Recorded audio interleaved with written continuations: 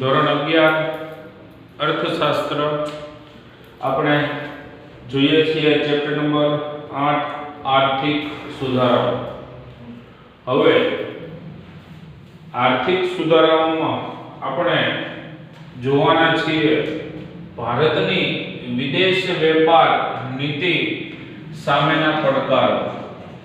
Okay, તો કેવા કેવા પ્રકારના પડકારો છે વેપાર વિદેશ વેપાર નીતિ સામેના તે જોઈએ।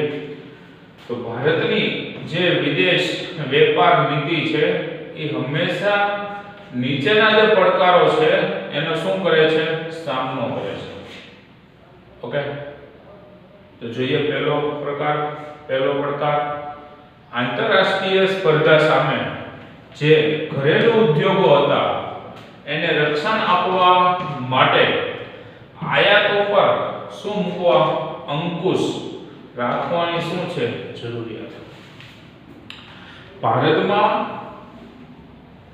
જે ઘરેલુ ઉદ્યોગો હતા, જે નાના પાયાના ઉદ્યોગો હતા, એને ટકાવી રાખવા માટે આંતરરાષ્ટ્રીય મતલબમાં વિદેશમાંથી જે વસ્તુઓ આવતી હતી એ વિદેશમાંથી આવતી વસ્તુઓ એટલે કે આયાતો પર અંકુશ રાખવાની જરૂરિયાત હતી। કારણ કે ભારતમાં જે ઉદ્યોગો ચાલતા હતા ને એ જે વસ્તુનું ઉત્પાદન કરે ને એ ગુણવત્તાની દ્રષ્ટિએ થોડીક ઓછી ગુણવત્તાવાળા હતા, નબળા હતા। એની સામે જે વિદેશી કંપનીઓ છે, વિદેશી વસ્તુઓ છે, એની સામે ટકી શક્યા નહીં।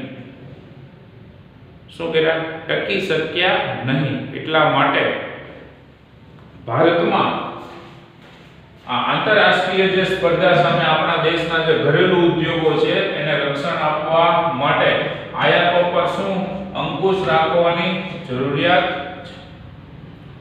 બીજો મુદ્દો, ઘરેલુ ઉદ્યોગોમાં ઉત્પાદન વધારવા તથા આયાત અવેજીકરણ માટે તમારા માટે એક નવો મુદ્દો, આયાત અવેજીકરણ।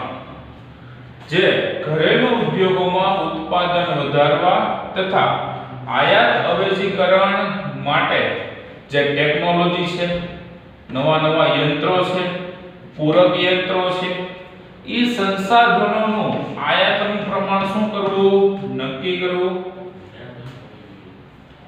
તો ઘરેલુ ઉદ્યોગોમાં ઉત્પાદન વધારવું હોય તો શું કરવું પડે છે, આયાત અવેજીકરણ। આયાત અવેજીકરણ એટલે ટૂંકમાં તમને એક ઉદાહરણ આપું કે આજે ચોક છે, એ ચોકનું ઉત્પાદન ધારો કે હું આ ચોક વિદેશથી મંગાવું છું તો એ વિદેશથી મંગાવવાની જગ્યાએ એ ચોક હું જો ભારત દેશમાં જ ઉત્પાદન કરું અને હું અહીંથી જ ખરીદું તો તેને કહેવામાં આવશે આયાત અવેજીકરણ। ટૂંકમાં વિદેશમાંથી આવતી વસ્તુ મતલબમાં આયાત થતી વસ્તુઓ પર નિયંત્રણ મૂકીને તેનું ભારત દેશમાં જ શું કરવાનું, ઉત્પાદન, તો એને કહેવામાં આવશે આયાત અવેજીકરણ। એ માટે આયાત અવેજીકરણ માટે જે ટેકનોલોજી છે, નવા યંત્રો છે, પૂરક યંત્રો છે, એ સંસાધનોનું આયાતનું પ્રમાણ શું કરવાનું, નક્કી। ભારત દેશમાં હવે એક અનાજ અને વિમાન આ બંનેમાં આયાત અવેજીકરણ મેળવી લીધું છે। આ બંને વસ્તુઓનું ઉત્પાદન ભારત દેશમાં થાય છે। અત્યારે અનાજ ઉપર પણ અને વિમાન આ બંનેનું ઉત્પાદન ક્યાં કરે છે, ભારતમાં થાય છે।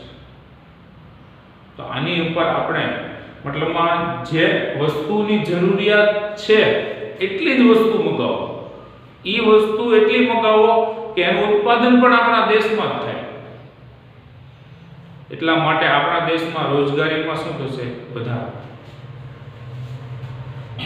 સંસાધનોની આયાતનું પ્રમાણ શું કરવાનું છે, નક્કી કરવાનું છે। ત્રીજો મુદ્દો, વિદેશી હુંડિયામણ બચાવવા બિનજરૂરી ચીજવસ્તુની આયાત ઉપર શું મૂકવાના છે, અંકુશ। એ અંકુશ રાખવો કે નહીં એ એક પડકાર છે. કારણ કે અત્યારે મન ફાવે માટે ધડ ગમે ત્યાંથી વસ્તુની આયાત કરી નાખે છે, ગમે ત્યાંથી વસ્તુ મંગાવી લે છે, બરોબર. તો અત્યારે ચાઇનાની વસ્તુ પર બેન મૂક્યો સરકારે. આપણે મોટા ભાગની વસ્તુ ચાઇનાથી આવતી. તો વિદેશી હુંડિયા પણ બચાવવું હોય, કારણ કે આપણું ચલણ છે એ વિદેશના અન્ય ચલણ કરતા એનું મૂલ્ય થોડું ઓછું છે. તો એની સામે આપણું વિદેશી, કારણ કે આપણે જેટલી નિકાસ કરીએ છીએ ને એના કરતા આયાત વધુ છે. જેટલી નિકાસ કરીએ છીએ એની કરતા આયાત કેવી છે? વધુ છે. તો એના માટે વિદેશી હુંડિયામણનો સંગ્રહ થતો જ નથી. ઉલટાના આપણા દેશનું ચલણ વધુ ને વધુ વપરાય છે.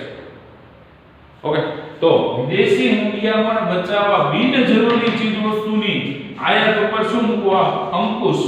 એ અંકુશ રાખવો કે નહીં એ એક પડકાર છે. ચોથો મુદ્દો, આવશ્યક આયાતો માટેની ચૂકવણી છે. એ ચૂકવણી માટે જરૂરી હુંડિયામણ કમાવવા માટે નિકાસોને શું આપો? પ્રોત્સાહન. અત્યારે આપણા દેશમાં ખૂબ જ મેટ્રોનું કામ ચાલે છે, અમદાવાદથી મુંબઈ.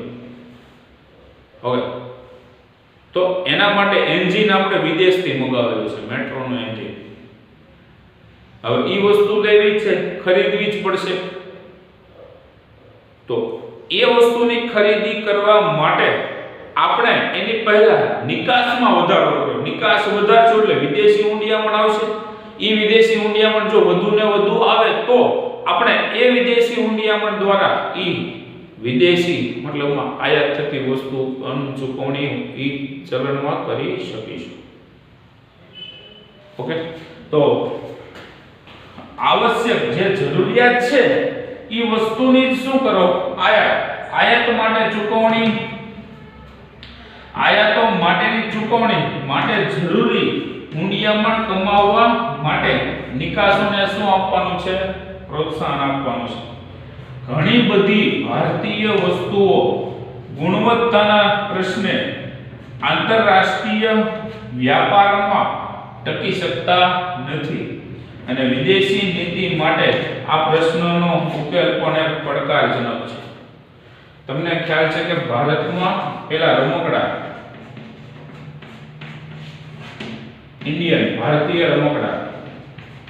ભારતીય રમકડા કેવા હતા? પાછું ખેંચો, મૂકી દો, પછી આગળ જાય. શું થતું? રમકડો હોય, કોઈ મોટર છે, મોટરને પાછી ખેંચો, એને મૂકી દો, પછી આગળ જાય છે. અને આગળ જો દીવાલ હોય ને તો એ અહીંયા ઊભી રહી જાય. એટલા માટે આપણે નાના બાળકોને શું તકલીફ થતી? અહીંથી એ વસ્તુ ત્યાં લેવા જવી પડતી. હવે એ વસ્તુ ત્યાં લેવા જવી પડતી એ એને તકલીફરૂપ લાગતી. હવે એના માટે ચાઇના વાળાએ શું સંશોધન કર્યું કે બાળક એક જગ્યાએ બેઠો બેઠો રિમોટ કંટ્રોલથી ગાડી ચલાવે, ત્યાં ભટકાય, ત્યાંથી ગાડી પલટી મારી પાછી રિટર્ન આવી જાય રિમોટથી બધું. એટલે નાના બાળકોમાં આળસ. પહેલા જો ટાયરથી બધા રમતા, તમે નહીં રમ્યા હોય આઈ થિંક. ટાયર, ગાડીનું ટાયર, ટ્રકનું, આ બસનું, સોરી ગાડીનું, સાયકલનું, ફોર વ્હીલનું ટાયર આવે એનાથી રમતા. પહેલા એને દોડવી, હાથેથી ચલાવતા, ગિલ્લી દંડા, આંબળે પીપળે. આ બધી ભારતીય ગેમો મૂકીને વિદેશી ગેમો તરફ વળ્યા છે. ઓકે, શેની તરફ? વિદેશી ગેમ તરફ વળ્યા છે. એના લીધે બાળકને અત્યારે કમરના, આંખોના દુખાવા નાનપણથી જ વધતા જાય છે. ઓકે, તો એક તો ઘણી બધી ભારતીય વસ્તુઓ ગુણવત્તાના પ્રશ્ને આંતરરાષ્ટ્રીય વ્યાપારમાં ટકી શકતા નથી. એટલા માટે વિદેશી જે નીતિ છે એના માટે આ પ્રશ્નનો ઉકેલ પડકારજનક હતો. છેલ્લો મુદ્દો, વિદેશ વ્યાપાર નીતિના ઘડતરમાં રોજગારીના વ્યાપક આધાર સમા શું કીધું વિદેશ વ્યાપાર નીતિના ઘડતરમાં રોજગારીના વ્યાપક આધાર સમા જે નાના અને ગૃહ ઉદ્યોગો હતા એ નાના અને ગૃહ ઉદ્યોગોનો ઉત્પાદન અને વિકાસમાં શું આપવાનું છે પ્રોત્સાહન આપણા દેશમાં જ એ વસ્તુનું ઉત્પાદન થાય અને વિકાસ થાય એ માટે એને જરૂરી શું આપવાના છે પ્રોત્સાહનો આપવાના છે તો એના માટે નાના અને ગૃહ ઉદ્યોગોનો શું કરવો પડશે વિકાસ કરવો પડશે ઓકે 2 મિનિટ શાંતિથી વાંચી લ્યો